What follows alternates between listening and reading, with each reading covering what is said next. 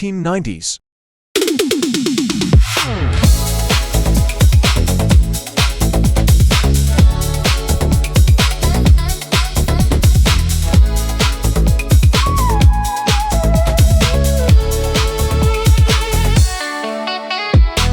Awit pa ba ang aawitin o giliw ko? Ilang ulit pa ba ang uulitin o giliw ko? 3 oras na akong nagpapakyut sa'yo, di mo man lang napapansin ang bagong t-shirt ko. Ilang isaw pa bang kakainin o giliw